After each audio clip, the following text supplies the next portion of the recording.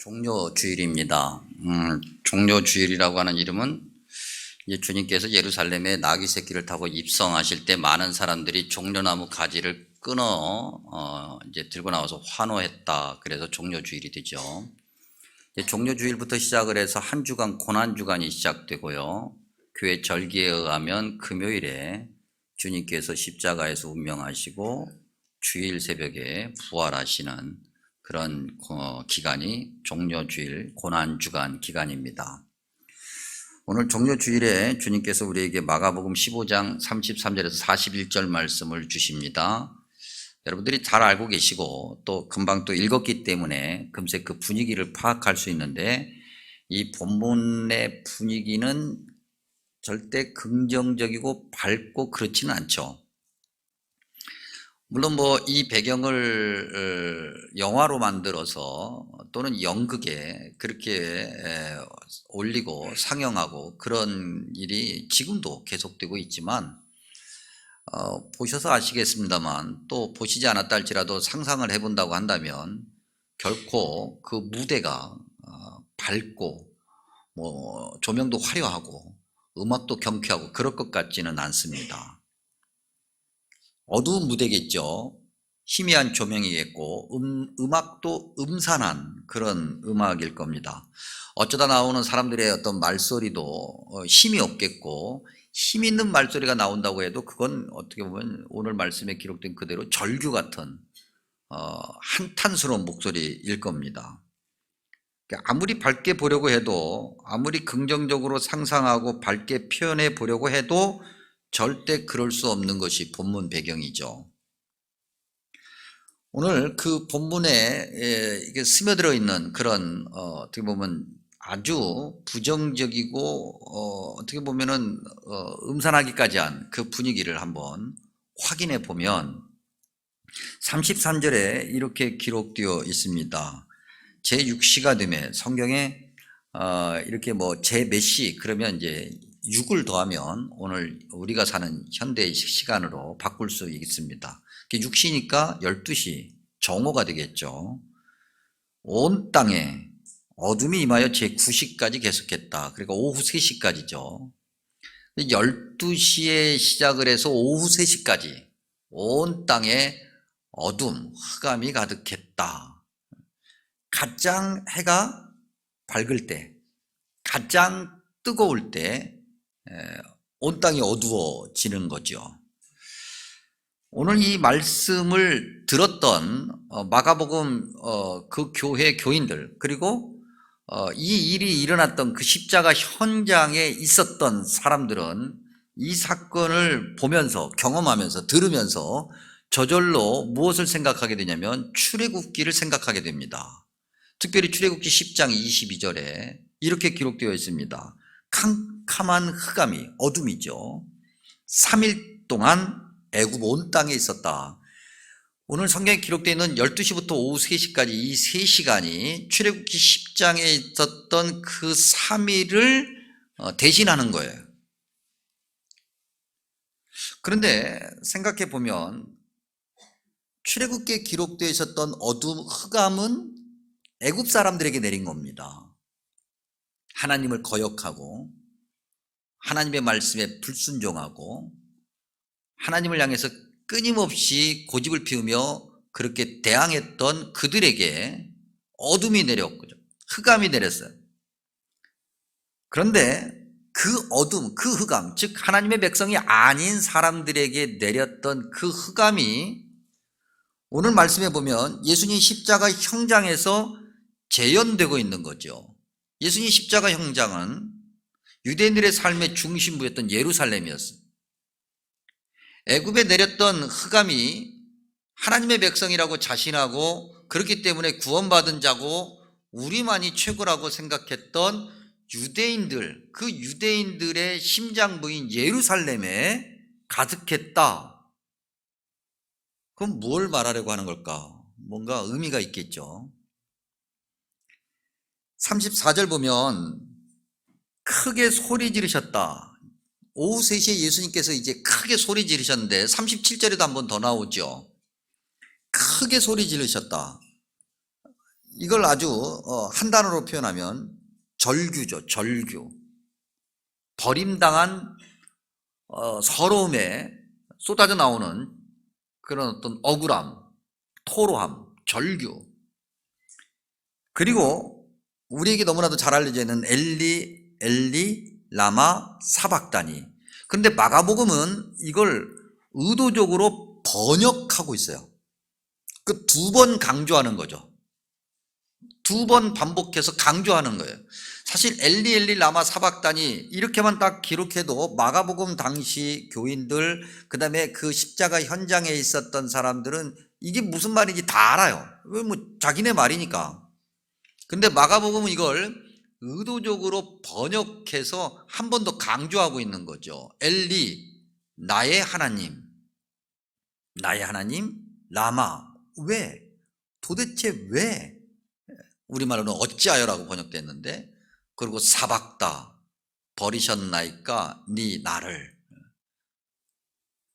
왜 나를 버리셨습니까? 왜 나를 내버려 두셨습니까? 왜 나를 십자가에서 죽게 내버려 두십니까? 유기라는 단어가 있어요. 요즘에 뭐 동물들을 유기한다, 그래서 그것 때문에 참 문제가 되고 그러는데, 유기라는 단어가 있는데, 유기라는 단어를 사전으로 찾아보면은 내다 버림, 그렇게 되어 있어요. 그러니까 앞에다가 좀 하나 더 붙이고 싶은 단어가 있는데, 그게 뭐냐면 갖다 내다 버림, 가져다 내다 버림. 아주 그냥 쓸모없다고 확 버리는 거 유기죠.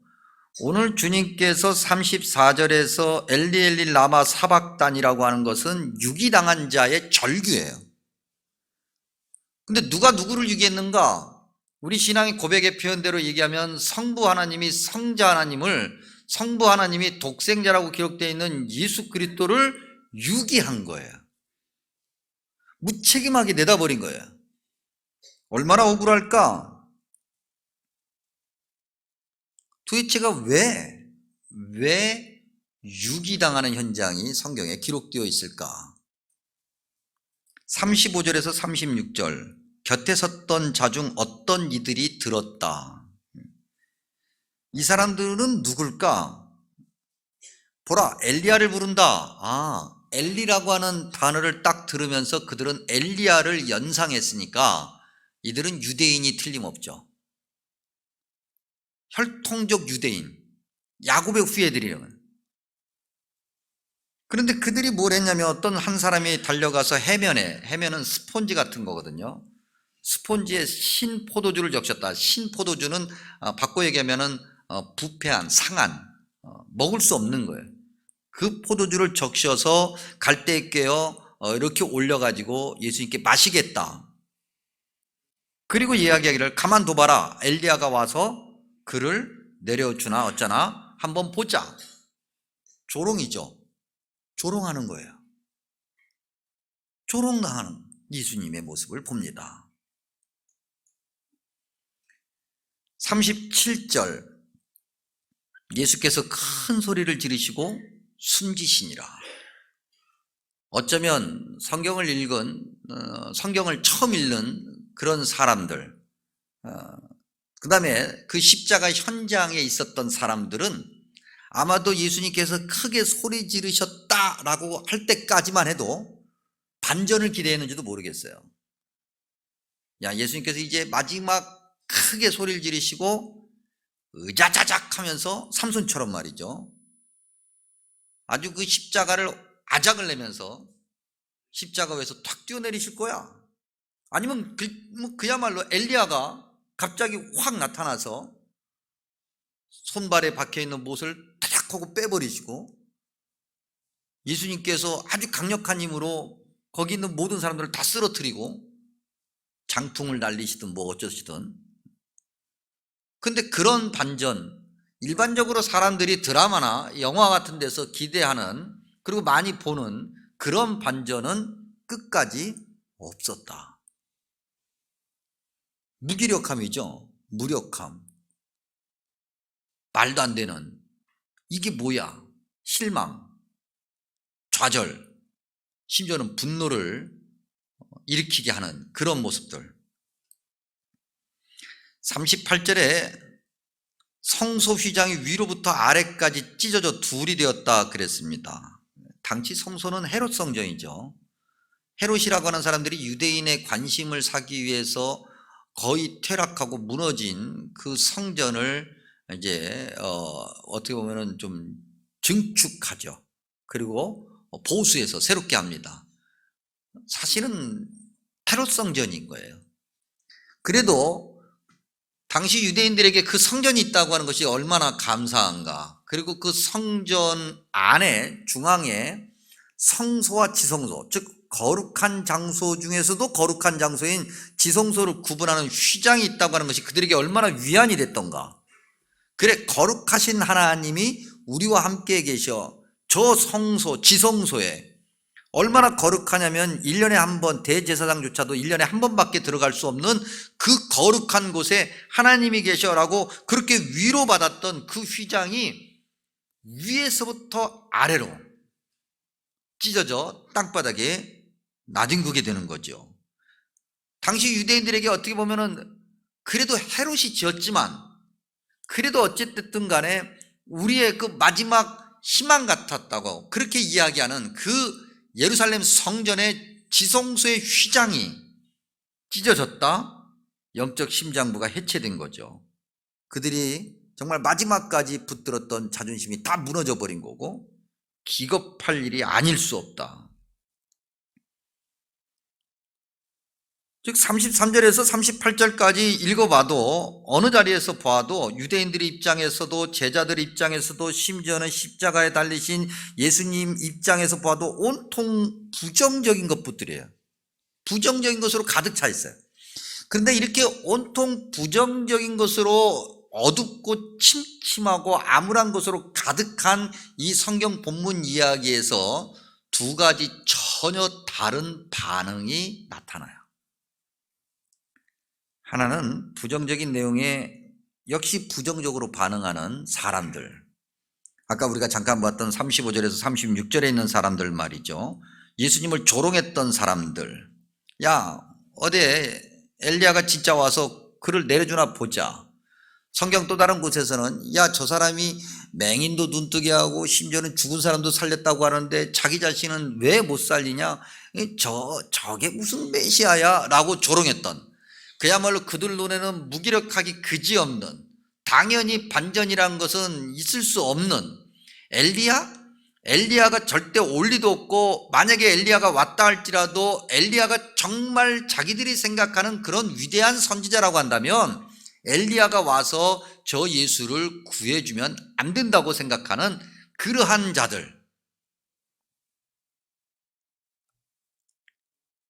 그러한 자들의 반응은 왜 이렇게 나오는 것일까?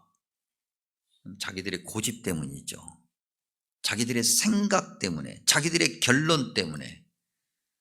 즉 자기의 생각과 자기의 그런 어떤 기준과 그것에 의해서 만들어지는 어떤 결론, 이런 걸 가지고는 절대로 예수님을 바르게 볼 수가 없다. 같은 자리에 있잖아요. 그 십자가 현장에 다른 사람들과 다 같은 자리에 있는데 이들의 생각은 이랬다는 거죠. 이들의 반응은 이랬다고 하는 거죠. 오늘 우리로 따지면 예배당 안에 있는데 자기의 생각과 자기의 어떤 기준과 그것에 의해서 만들어지는 결론을 가지고 예수님을 바라보고 신앙생활을 하니 자기들이 원하는 결론이 나와야 되는데 그렇지 않으면 예수님을 버릴 수도 있다는 거예요.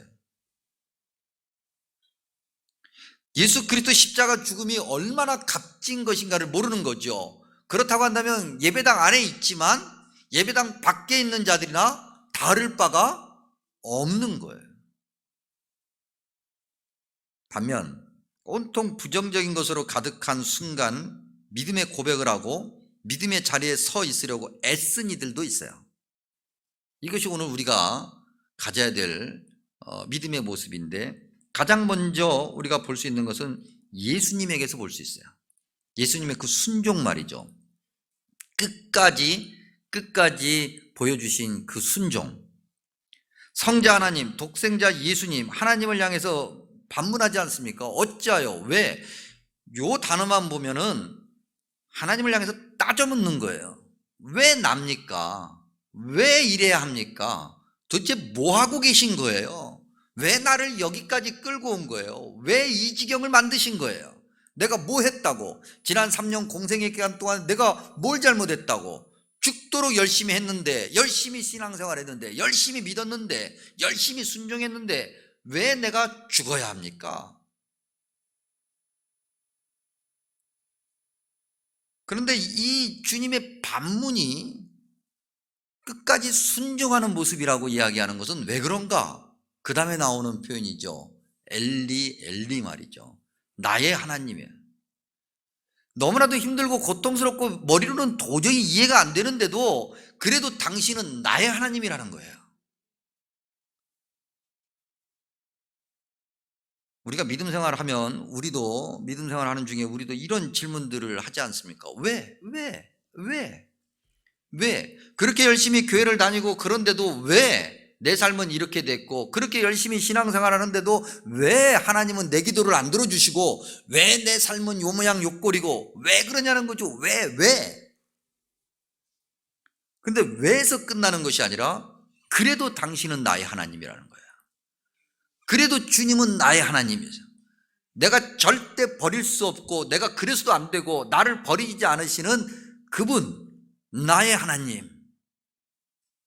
그럴 때 우리는 온전한 순종의 길로 나아갈 수 있고, 그럴 때 우리는 진정한 부활과 영생에 들어갈 수 있다. 또 하나는 백부장 39절에 이 백부장을 이렇게 설명하고 있는데, 예수님을 향하여 섰다 그랬습니다. 백부장은 이방인입니다. 철저하게 이방인이죠. 점령군입니다.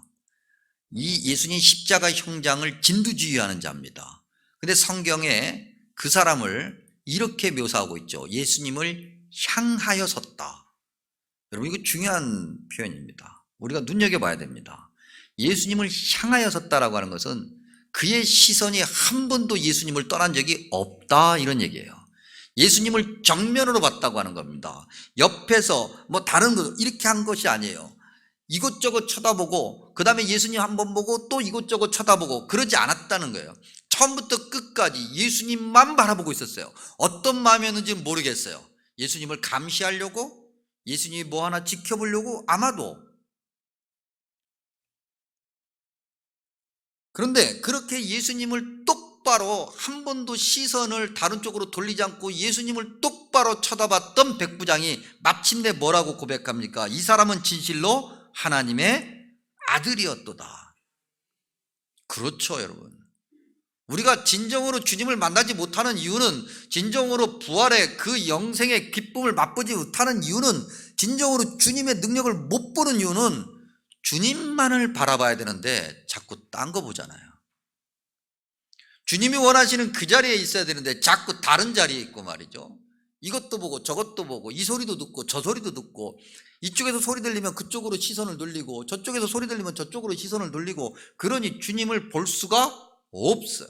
그러니 주님이 무엇을 말씀하시는지, 우리를 어디로 어떻게 이끄시는지 모르게 되죠. 아니, 한 번도 교회를 안 다녀본 백부장도 주님만을 바라보고 있다가 주님을 알게 되는데, 교회를 다니는 우리가 주님을 바라보지 않고 주님이 원하시는 그 자리에 간다? 이게 어떻게 말이 돼요? 교회를 한 번도 안 다닌 사람들이 성경을 읽다가 예수님을 만나고, 교회를 한 번도 안 나온 사람들이 성경을 읽다가 그래, 최소한 성경은 참 읽을 만한 가치가 있네, 교회 다닐 만한 가치가 있네라고 얘기하는데, 교회를 다니고 있는 우리가 성경을 한 번도 읽지 않고 주님을 어떻게 만날 수 있어요? 또한 무리들, 예수님과 가까이 가고 싶었는데 가까이 갈 수 없게끔 힘센 군병들이 막아서 가까이 가지 못했지만, 멀리서라도 예수님을 보고 싶어서 예수님에게 한 번도 시선을 떼지 않은 그러한 사람들, 40절에 보니까 그들의 이름을 아주 뚜렷하게 호명하고 있는데, 막달라 마리아, 작은 야고보와 요새의 어머니 마리아 살로메, 그리고 어쩌면 너무 많아서 다 호명할 수 없기 때문에 아주 갈릴리에서부터 예루살렘까지 따라왔던 많은 여자들. 열정이죠, 여러분. 열정. 그들이 왜 몰랐겠어요? 예수님과 계속 함께 하면 십자가에서 자기 자신들도 죽을 수 있다는 거. 아니 최소한 십자가에서 죽지는 않아도 몇 타작이라도 당할 수 있다는 걸 왜 모르겠어요? 알면서도 주님 최대한 가까이 가려고 하고, 알면서도 주님을 향한 그 시선을 다른 데로 돌리지 않아요. 열정이죠. 주님을 향한 열정. 그런데 열정이라는 단어가 나올 때마다 말씀드리는데, 열정이라는 단어를 굳이 영어 단어로 얘기해 보면 패션. 패션이라는 단어의 또 다른 의미는 고난. 주님을 향한 열정이 곧 고난이 되는 거예요. 그런데도 아랑곳하지 않고 주님을 향한 시선을 이들도 돌리지 않아요. 주님을 계속해서 바라보고 있었고 안타까워하고 있었고, 나도 저기 가야 되는데 지금 흰색 군병들이 막아서 못 가고 있다라고 하는 발을 동동 구르는 그들. 그런데 성경을 봐도 아무리 봐도 우리가 이 말씀을 읽을 때마다 확인해 보는데 여기에 유대인들이 없어요. 긍정적으로 반응하는 유대인들이 없어요. 남자들이 없어. 남자들이 큰 소리 치고 이래야 한다고 저래야 된다고, 얘는 이래서 문제고 얘는 이래서 문제라고 그렇게 큰 소리 쳤던 남자들은 어디 가는지 하나도 없고 온통 다 여자들이고, 남자라고 이야기하는, 남자라고 말할 수 있는 사람이 한 명 있는데 그건 이방인이에요. 백부장 이방인. 유대인들이 결코 구원받을 수 없다고 무시하고 그랬던 이방인. 심지어는 제자들도 없어요. 예수님 가장 가까이에서 예수님 가까이 오는 사람들을 정리정돈한다고 큰 소리치고, 주님이 어디 가시든지 다 갈 수 있습니다, 죽음의 자리도 갈 수 있습니다, 큰 소리 쳤던 제자들이 없어요.